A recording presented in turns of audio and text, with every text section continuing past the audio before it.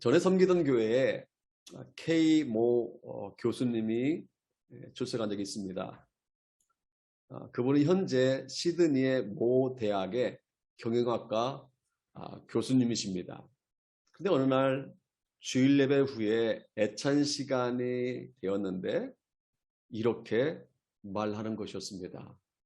아까 목사님 예배에서 손에 대한 설교를 잘 들었습니다. 그렇게 얘기한 이유가 있습니다. 손 마른 사람을 주님이 고쳐주셨다라는 설교를 했는데 그 설교를 듣고 아까 손에 대한 설교를 잘 들었습니다. 그런데 목사님 혹시 악수가 어떻게 유래했는지 아세요?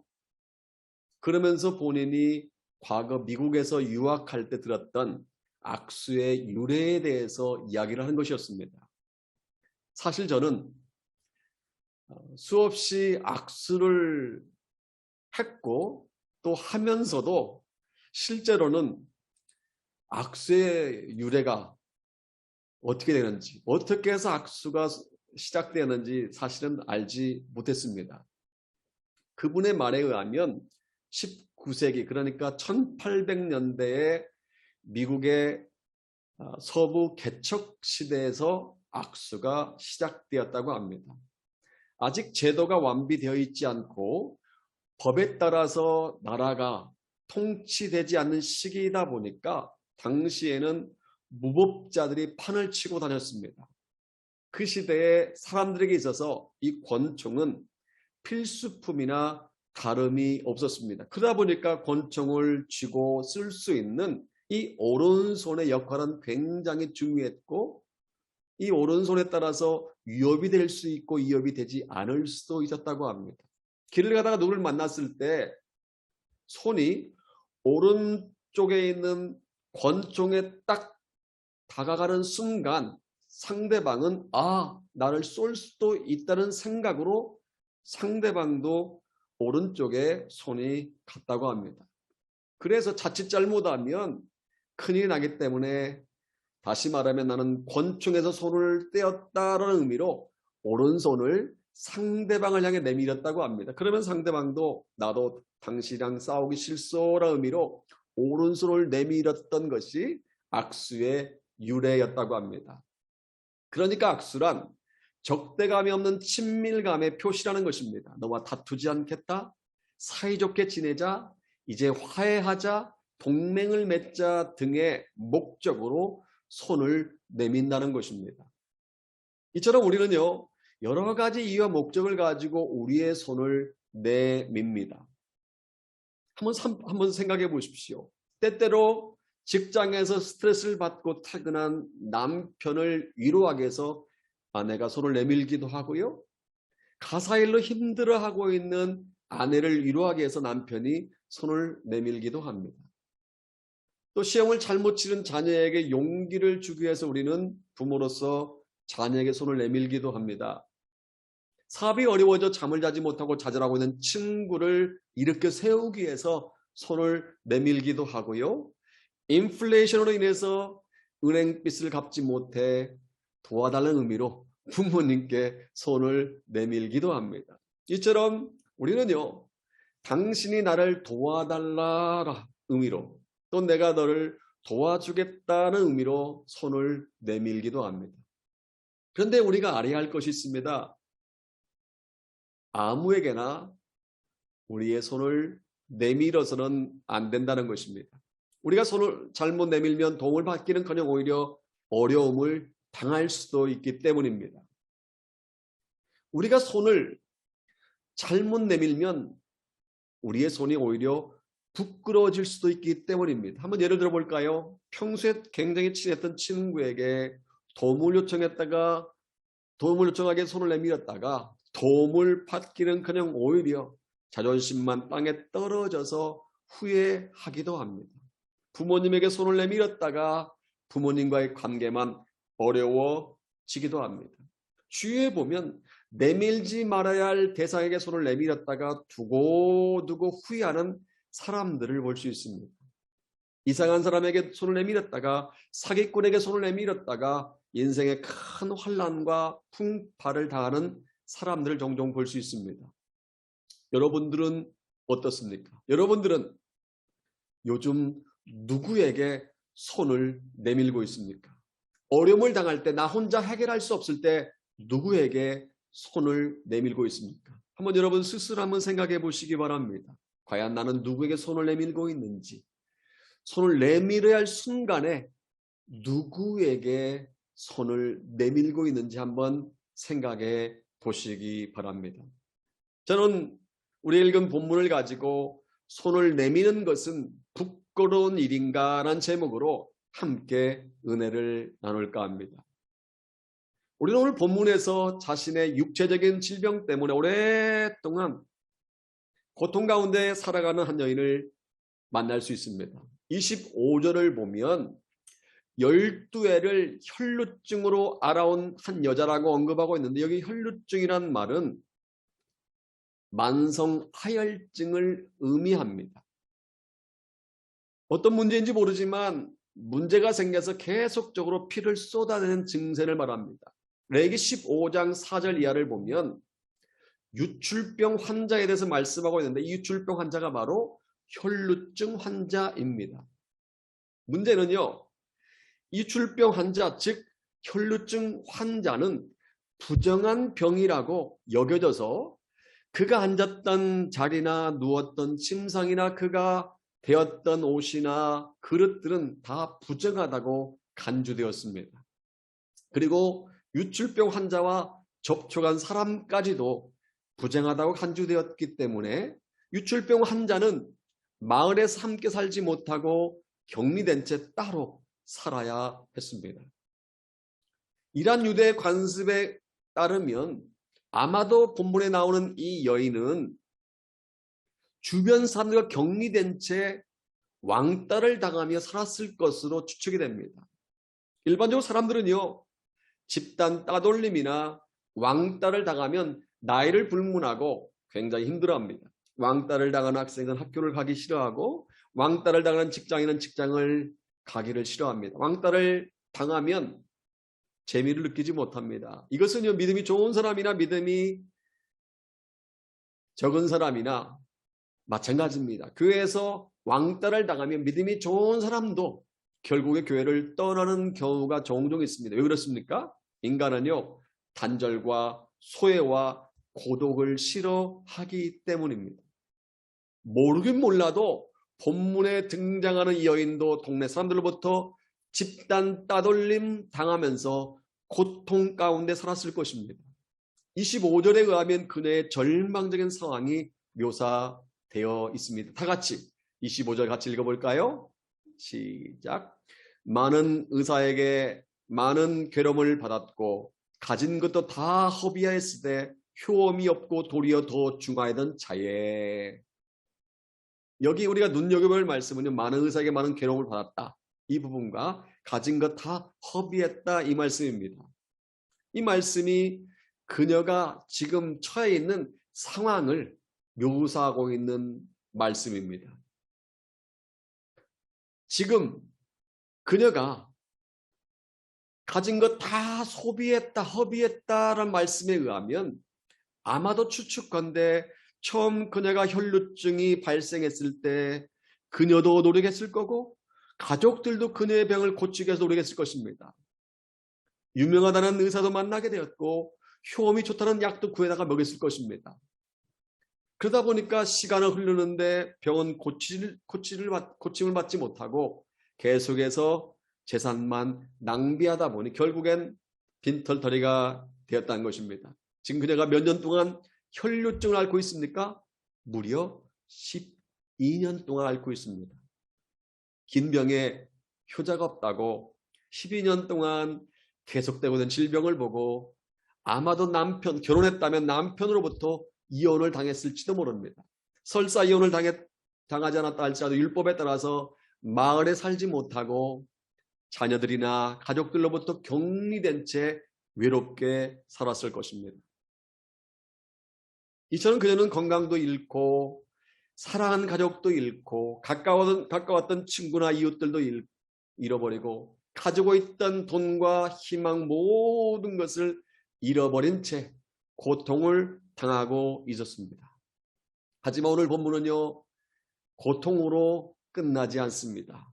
결론부터 말씀드리면 고통 가운데 있던 이 여인이 자신의 병을 고침받은 후 새로운 인생을 살게 되었다는 것입니다. 그러면 어떻게 해서 그녀가 혈루증을 치료받고 새로운 삶을 살 수 있었을까요? 27절에 그 질문에 대한 답이 나옵니다. 다 같이 27절 보겠습니다.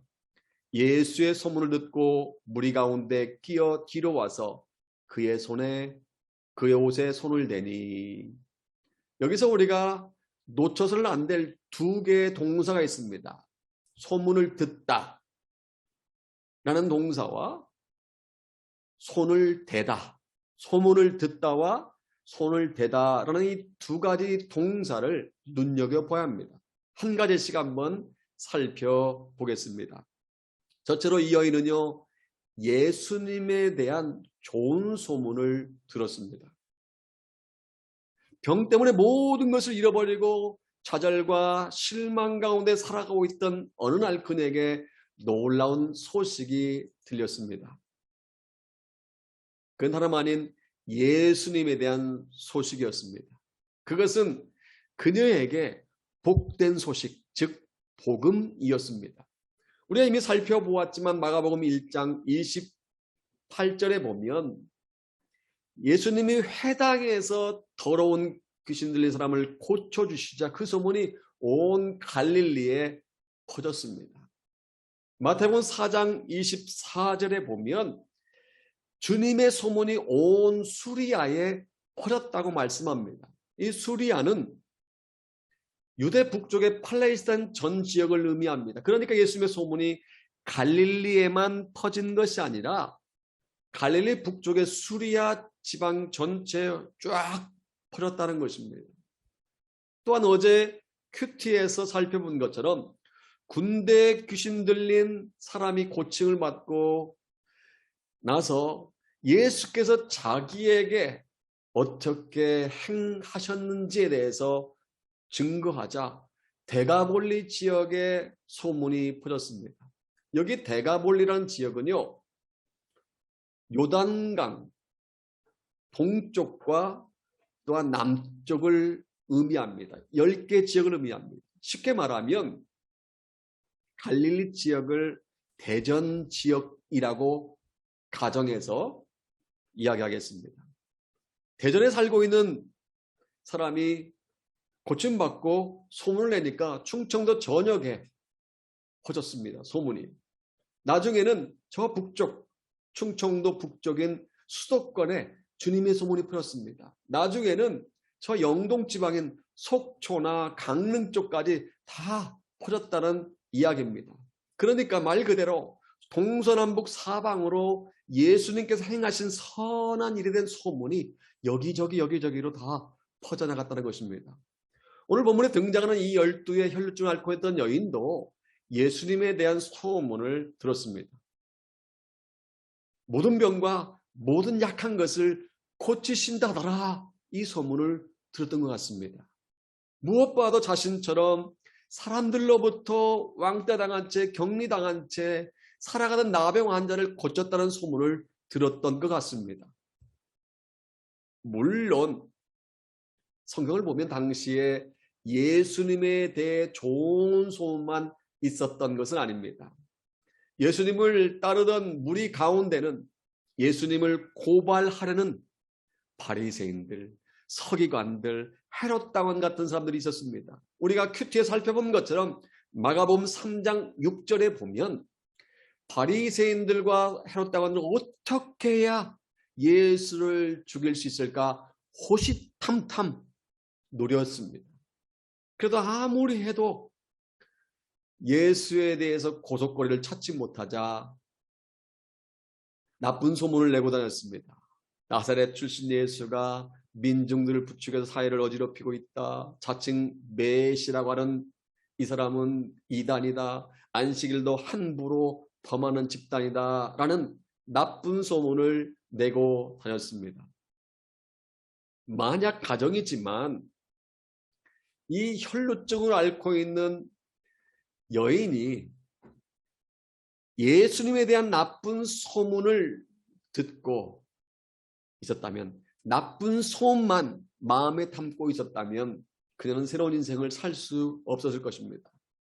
그런데 그 여인은요, 예수님에 대한 나쁜 소문보다 좋은 소문을 들었던 것입니다. 이것이 혈루증을 앓고 있는 여인에게 커다란 축복이 되는 것입니다. 사랑하는 여러분, 우리에게도 이러한 것이 필요한 줄로 믿습니다. 우리에게도 좋은 소문을 들을 수 있는 귀가 있기를 소원합니다. 혈루증을 앓던 여인처럼 나쁜 소문보다 좋은 소문을 들을 수 있기를 주님의 이름으로 축복합니다.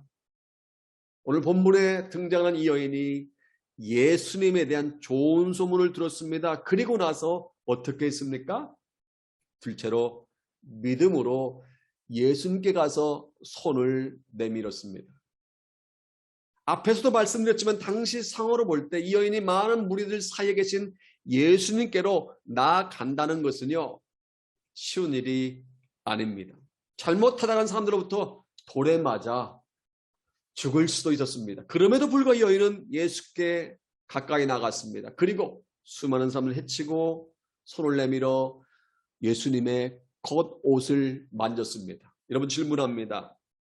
자칫 잘못하면 돌에 맞아 죽을 수도 있는데 이 여인이 사람들을 해치고 주님께 가까이 갈 수 있었던 이유가 무엇일까요? 자칫 잘못하면 주님부터 엄청난 책망을 받을 수 있음에도 불구하고 주님의 허락을 받지 않은 채 손을 내밀어 주님의 겉옷을 만질 수 있었던 이유가 무엇일까요? 다름 아닌 믿음 때문입니다. 그녀에게 믿음이 있었기 때문에 이렇게 담대할 수 있었습니다. 28절 다 같이 한번 볼까요? 28절 같이 읽겠습니다. 이는 내가 그의 옷에만 손을 대어도 구원을 받으리라 생각함일러라. 추측컨대 예수님의 좋은 소문을 듣고 난 후 이 여인에게 믿음이 생겼던 것 같습니다. 그래, 모든 병과 모든 약한 것을 고치신다는 예수를 만나기만 하면 나는 새로운 삶을 살 수 있을 것이다. 예수님이라면 분명히 내 병을 고칠 수 있을 것이다. 내가 예수님의 옷자락에 손을 대기만 해도 내 병은 떠나갈 것이다 라는 믿음이 여인에게 있었던 것 같습니다. 그래서 이 영을 무릅쓰고 예수님께 나아간 것입니다. 무엇을 가르쳐주고 있는 이야기입니까? 믿음이 사람을 담대하게 만든다는 것입니다. 믿음은 눈에 보이는 현실을 뛰어넘게 만든다는 것입니다. 우리에게도 이 여인과 같은 믿음이 필요한 줄로 믿습니다. 이 여인처럼 현실을 뛰어넘는 믿음, 환경을 뛰어넘는 믿음, 담대한 믿음이 우리에게 필요한 줄로 믿습니다. 이 여인은요, 믿음으로 주께 나아갔고 믿음으로 손을 내밀어 주님의 겉옷에 손을 대었습니다. 그런데 놀라운 일이 벌어집니다. 29절 같이 볼까요? 29절 같이 읽겠습니다.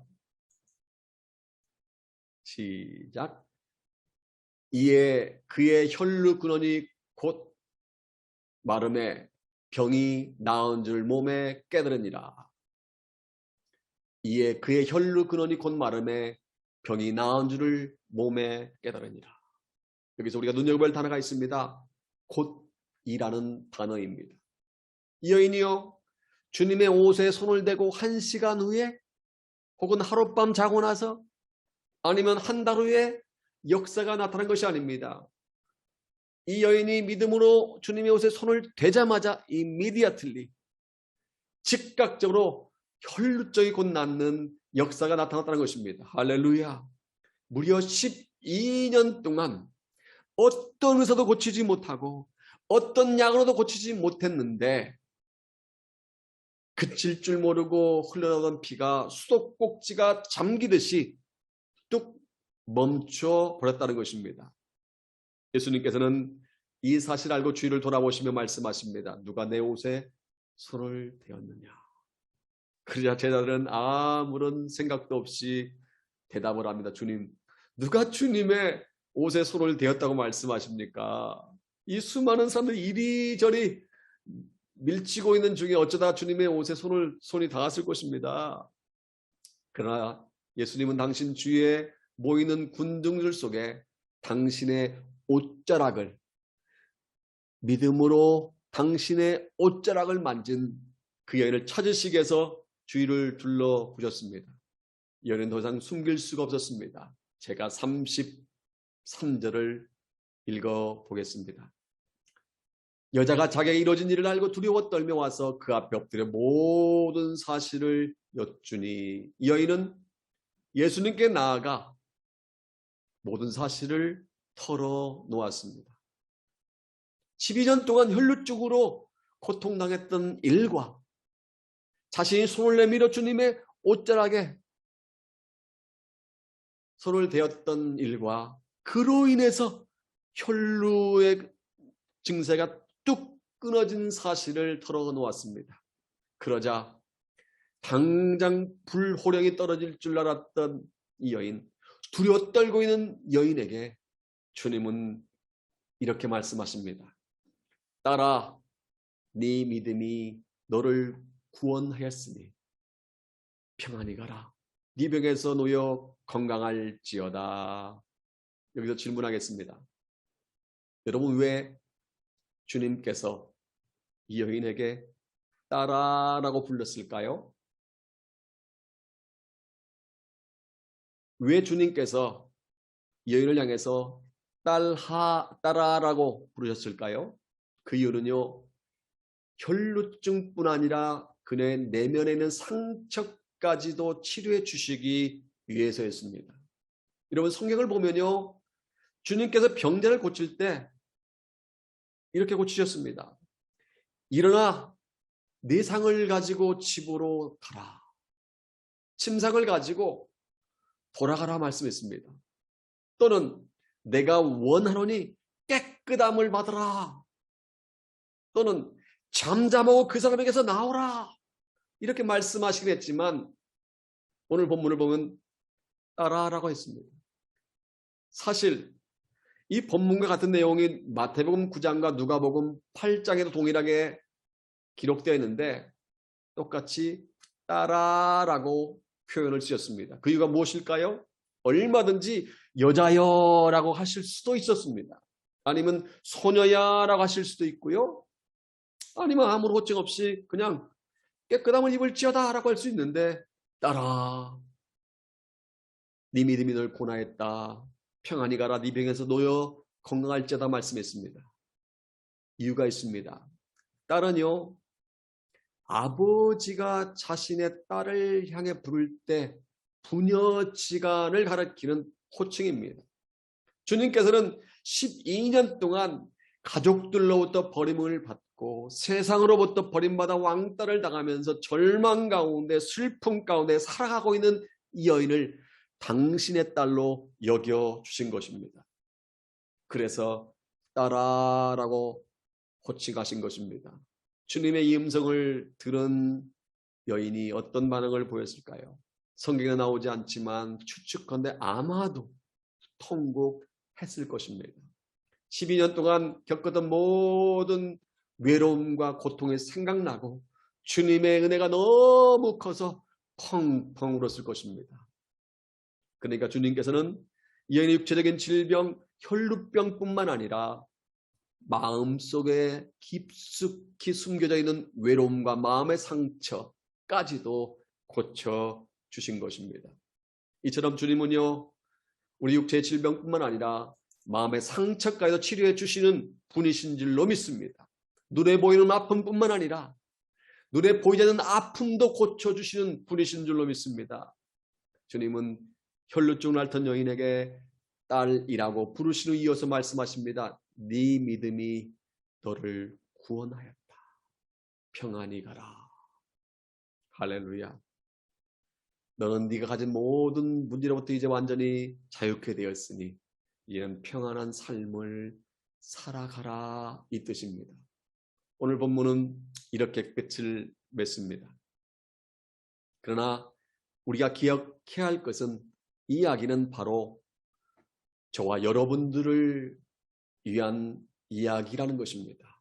그리고 우리가 누구에게 손을 내밀어야 하는지를 교훈하고 있다는 것입니다. 오늘 본문 같은 내용이 누가복음 8장에도 나오는데 누가복음 8장 42절 하반절을 제가 읽어보겠습니다. 예수께서 가실 때에 무리가 밀려들더라. 여기서 밀려들었다는 영어 성경을 자세히 보십시오. The crowds almost crushed him이라고 되어 있습니다. crushed가 뭐예요?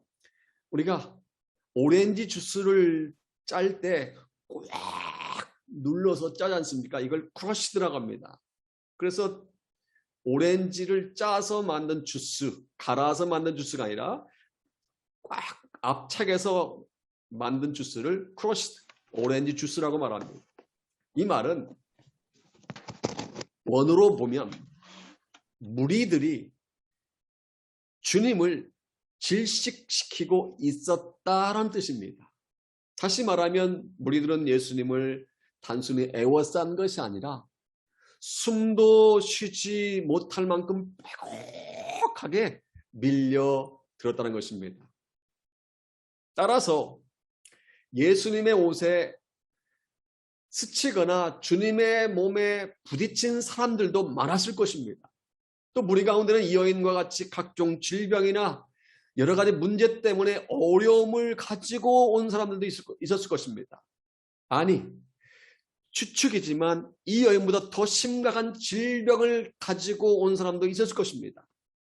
그런데 오직 이 여인 한 사람만 고침을 받았고 이 여인 한 사람만 문제를 해결받았습니다. 그 이유가 무엇일까요? 그 이유는 이 여인 한 사람만 믿음으로 주님께 손을 내밀었기 때문입니다. 예수께로 몰려온 수많은 사람들 중에 믿음으로 주님께 손을 내민 사람은 단 한 사람뿐이었습니다. 바로 이 여인만이 믿음으로 주님께 손을 내민 것입니다. 그 결과 놀라운 역사를 체험한 줄로 믿습니다. 여러분 질문합니다. 여러분들의 손은 어떤 손입니까? 믿음으로 하나님께 내미는 손입니까? 아니면 사람에게 내미는 손입니까? 여러분들은 누구에게 손을 내밀고 있습니까? 주위에 있는 사람들에게 손을 내밀고 있습니까? 아니면 하나님께 손을 내밀고 있습니까? 제가 12, 13년 전에 있었던 부끄러운 과거 중의 하나를 소개할까 합니다. 아마 기억하시는 분이 계실지 모르겠습니다. 저희 섬기던 교회 출신으로 한국에 살고 있는 어느 자매님으로부터 제가 이메일을 받았습니다. 목사님, 영빨 좋으신 목사님, 사모님, 기도가 필요한 때인 것 같아 이렇게 메일을 씁니다. 내용은 대충 요약하면 이런 내용입니다. 그 가정이 재건축에 따른 보상을 받아야 하는데 건축 회사가 자꾸만 조금 주려고 해서 자기들이 기대하는 금액에 맞지 않는다. 그래서 좀 기도해달라. 재건축 보상 잘 받을 수 있도록 기도해달라는 것이었습니다. 글이 이어서 이런 글이 쓰여져 있었습니다. 원문 그대로, 그 자매님이 보낸 원문 그대로 읽겠습니다. 목사님, 1억 원 이상을 헌금하겠습니다. 크라이스트 처치 집값이 많이 올라서 많이 부족하겠지만 1억은 정확하게 약속드리고요.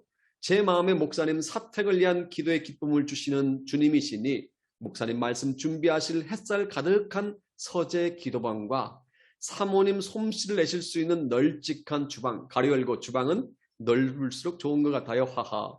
요새도 매일 쌀국수를 하시는지 가로 닫고 주방을 널찍한 주방을 가진 훌륭한 사택을 예비하심을 믿습니다.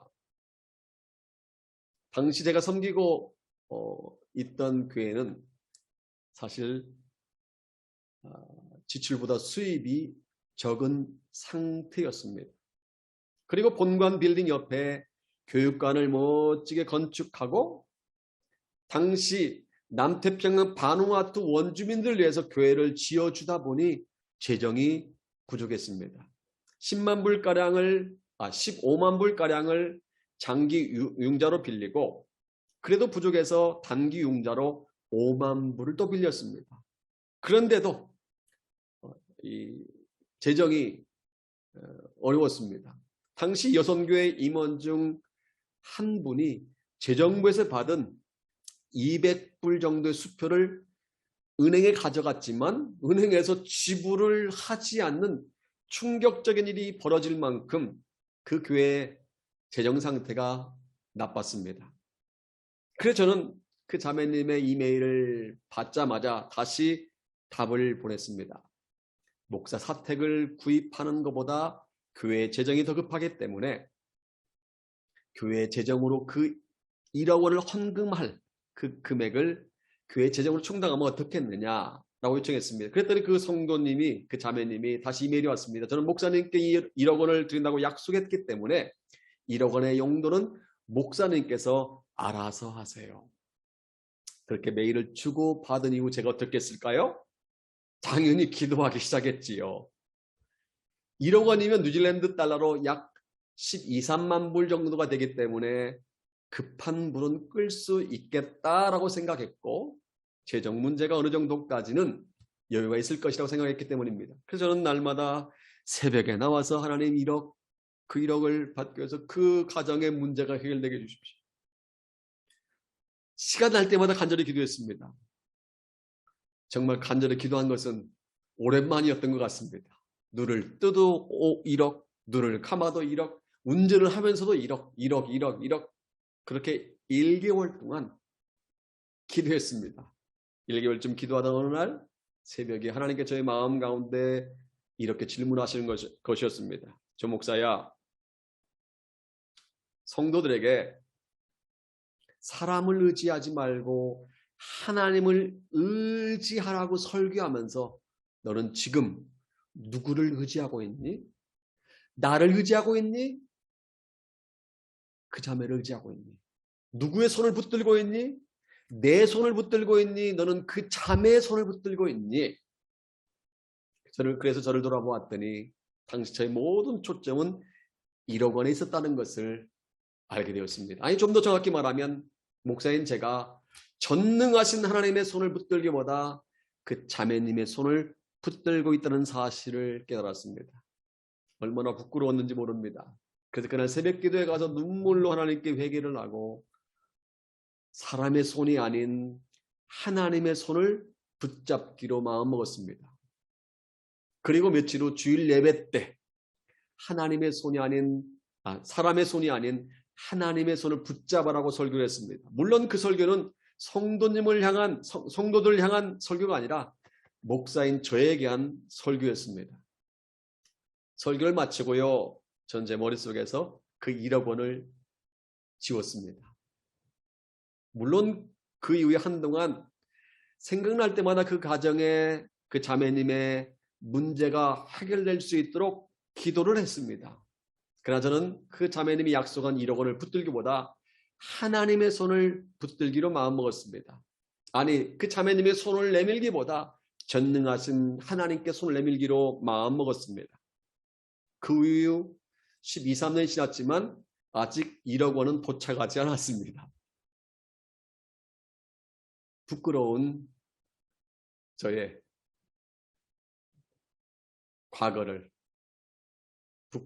과거를 말씀드린 것입니다.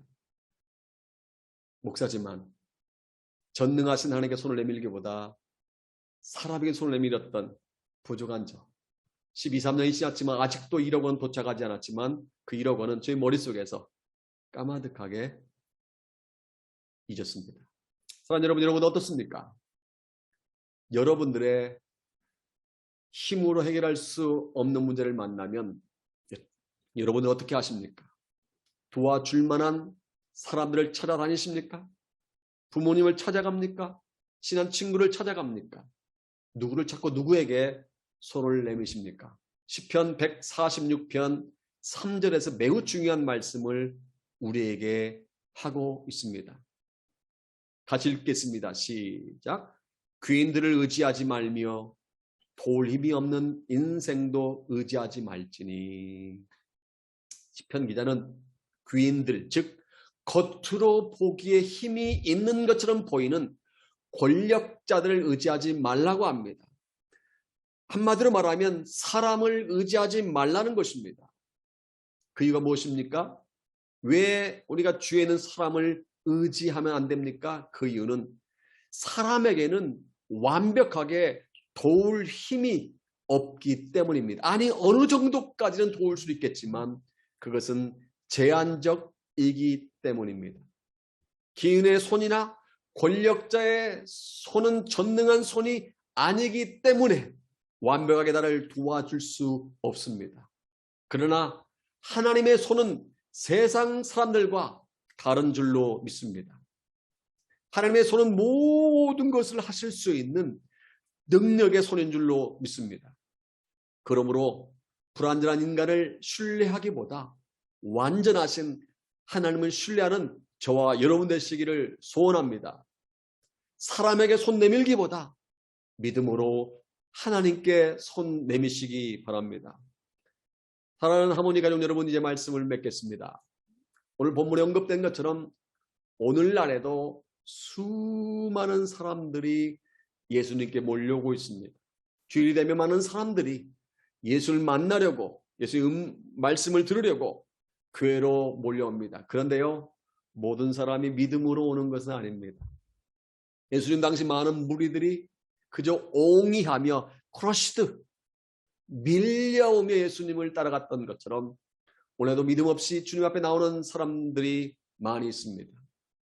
어떤 사람은 믿음도 없이 1년 또는 10년 또는 20년씩 교회에 나옵니다. 물론 나오지 않는 사람들보다는 훨씬 낫지만 우리가 기억해야 할 것이 있습니다.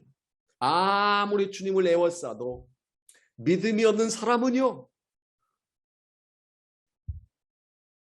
주님의 능력의 손길을 경험할 수 없다는 사실입니다. 여러분 기억하십시오. 주님은 당신 주위에 구경하는 사람을 찾지 않으십니다.